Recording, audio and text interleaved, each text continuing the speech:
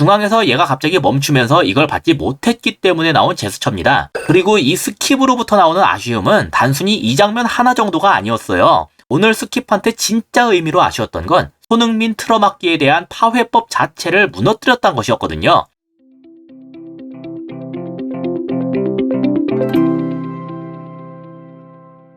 안녕하세요. 축구 보는 기자 축복입니다. 토트넘이 노팅엄한테 2대0 승리를 거뒀는데요. 오늘도 손흥민은 저번과 마찬가지로 좌측 윙어로 나왔어요. 근데 저번 영상에서 우려했던 것처럼 노팅엄이 정말 철저하게 손흥민을 틀어막기로 아주 작정을 하고 나왔더군요. 그래서 경기를 볼 때 이렇게 손흥민이 2대1로 대결을 하는 장면이 많이 나왔습니다. 저번 뉴캐슬전에선 1대1로 붙는 상황도 많았고 기본적으로 손흥민한테 허용된 공간 자체도 넓었었지만 노팅엄은 뉴캐슬처럼 손흥민한테 당해주지 않겠단 마인드로 나왔어요. 토트넘에게 있어서 문제는 그러한 노팅엄의 수비 전술 의도를 알고 있음에도 그걸 타파하는 것에 어려움을 겪을 수밖에 없었던 것이었습니다. 그걸 알아보려면 먼저 토트넘의 공격시 모습에 대해 간략히 알아볼 필요가 있는데요. 토트넘은 최초에 후방에서 볼을 잡게 될 때 이와 같은 모습으로 바뀝니다. 최전방에 3명을 제외한 나머지가 모두 후방에 가담하면서 많은 숫자를 통해 볼을 앞으로 보내기 편하게 하기 위함이죠. 그리고 그렇게 볼을 어느 정도 앞으로 보내는 것에 성공을 하면 최종적으로 이와 같이 2-3-5 형태로 바꾸면서 공격을 이어가는 식인데요. 반면에 노팅엄은 오늘 수비 시에 5-3-2와 같은 형태로 나왔어요. 토트넘이 후방에서 볼을 잡고 있을 땐 그다지 압박을 하지 않으면서 이렇게 토트넘의 최종 공격 형태와 1대1로 맞붙는 구도를 유도했습니다. 아니 정확히는 완전히 1대1이라고 보기도 힘들겠네요. 왜냐면 최전방 투톱은 토트넘의 센터백들을 막는 것보단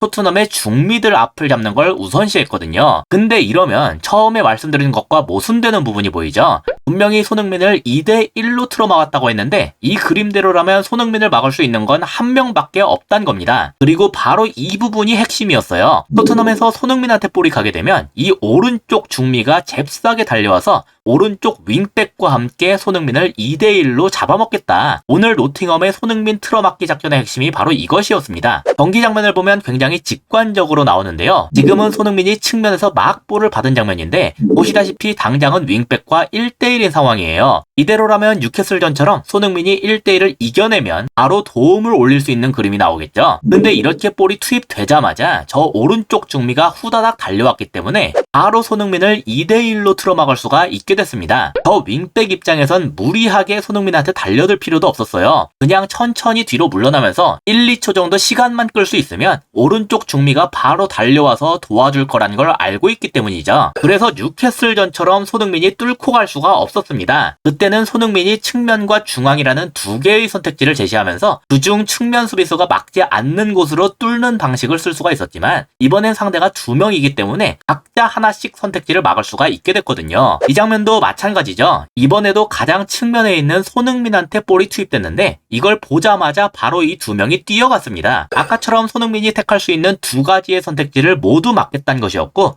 실제로 저 오른쪽 중미가 엄청나게 성실하게 뛰면서 계속해서 똑같은 구도로 손흥민을 잡아낼 수가 있었어요. 이 장면에선 손흥민이 직접 뚫는다는 건 무리라고 판단했고 그래서 중앙에 있는 스킵한테 찔러주는 패스를 노렸는데 안타깝게도 스킵과의 호흡이 맞지 않으면서 기회가 무산됐습니다. 보시면 손흥민이 팔을 전방으로 뻗으면서 뭐라고 하고 있죠. 스킵이 하프 스페이스에서 쇄도를 하면서 이 볼을 받아주길 바랬지만 중앙에서 얘가 갑자기 멈추면서 이걸 받지 못했기 때문에 나온 제스처입니다. 그리고 이 스킵으로부터 나오는 아쉬움은 단순히 이 장면 하나 정도가 아니었어요. 오늘 스킵한테 진짜 의미로 아쉬웠던 건 손흥민 틀어막기에 대한 파회법 자체를 무너뜨렸다는 것이었거든요. 크게 2가지 의미에서 그러한데요. 당장 첫 번째 장면으로 돌아가자면 아까 말씀드렸다시피 여기에서 노팅엄은 우중미를 내려서 윙백과 함께 손흥민을 2대1로 막는 걸 수비 컨셉으로 삼았습니다. 근데 그러면 아주 당연하게도 뒤에 있는 스킵한텐 마크맨이 없게 되겠죠. 그렇다면 손흥민은 사실 굳이 중앙으로 찌를 게 아니라 뒤에 있는 스킵한테 넘기는 선택지가 더 괜찮았을 거예요. 하지만 문제는 이 스킵한테 질 좋은 패스를 보낼 능력이 부족하다는 겁니다. 스킵은 브레넌이 부상을 당하면서 대신 들어왔는데 스킵이 들어오기 전까진 쿨루셉이 공미 역할을 맡고 있었거든요. 솔직히 쿨루셉도 메디슨에 비하면 그런 능력이 부족하다고 볼 수 있지만 그래도 스킵보다는 공격적으로 가진 툴이 많은 선수예요. 상대가 예측하기 힘든 창의적인 패스를 넣는 능력은 부족해도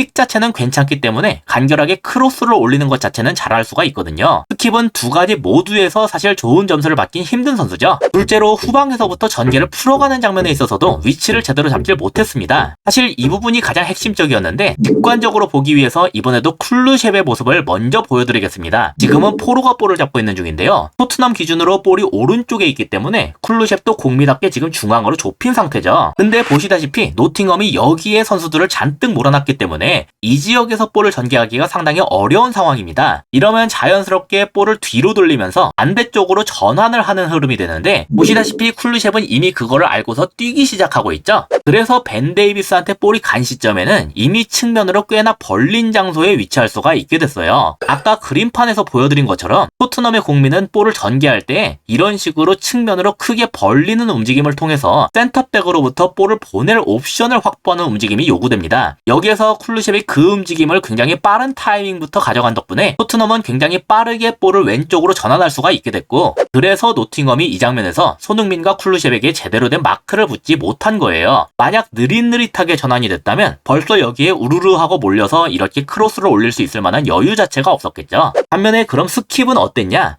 지금은 로메로가 볼을 잡고 있는 중인데요. 토트넘 기준 오른쪽에서 볼을 잡고 있으니까 노팅엄 선수들도 대부분 이쪽에 쏠려서 수비를 하는 중입니다. 아까 쿨루셉의 첫 장면하고 비슷한 구도죠. 볼을 줄 곳이 마땅치 않기 때문에 로메로도 왼쪽에 벤 데이비스한테 볼을 넘기면서 왼쪽으로 전환을 하려고 하는데요. 쿨루셉이었다면 이 타이밍부터 이미 측면으로 벌리기 시작했을 겁니다. 근데 다음 장면을 보시면 이미 벤 데이비스가 볼을 잡은 상황인데 스킵은 여전히 계속 중앙에만 머물고 있는 중이에요. 그래서 상대 우중미 입장에선 너무 편안하게 수비를 할 수가 있게 됐죠. 굳이 측면까지 뛸 필요가 없이 그냥 저 위치에만 있어도 벤 데이비스가 볼을 줄 수 있는 옵션이 없는 상황이잖아요. 그리고 그렇다면 지금 상황에서라도 측면으로 벌려야 됐는데 그 다음 장면을 보면 오히려 더 앞으로 가서 아예 화면에 잡히지도 않을 지경이 됐습니다. 이러니까 벤 데이비스가 그냥 계속 볼을 잡은 채 서성거릴 수밖에 없게 되겠죠. 그나마 노팅엄이 압박을 가하지 않아서 망정이지, 이거 그냥 오른쪽 톱이 비수마 패스기를 차단하는 루트로 이렇게 벤 데이비스한테 붙으면 앞으로 전개하기는커녕 그냥 골키퍼한테 백패스를 할 수밖에 없습니다. 오늘 벤 데이비스가 직접 볼을 몰고서 전진을 하는 장면이 많이 나왔는데 그것도 상황이 따라야 효과가 있는 거지,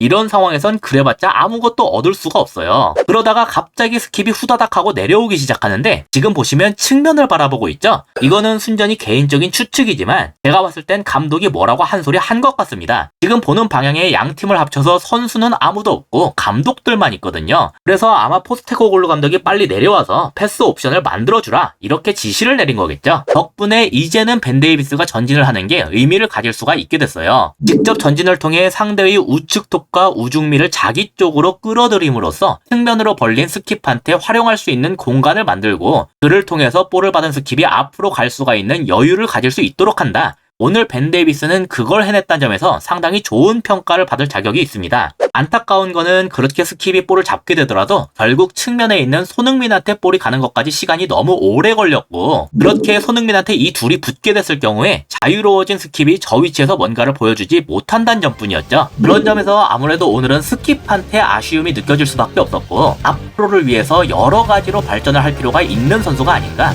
그런 생각이 드는 경기였습니다. 이상으로 오늘의 영상을 마치도록 하겠습니다. 시청해주셔서 감사합니다.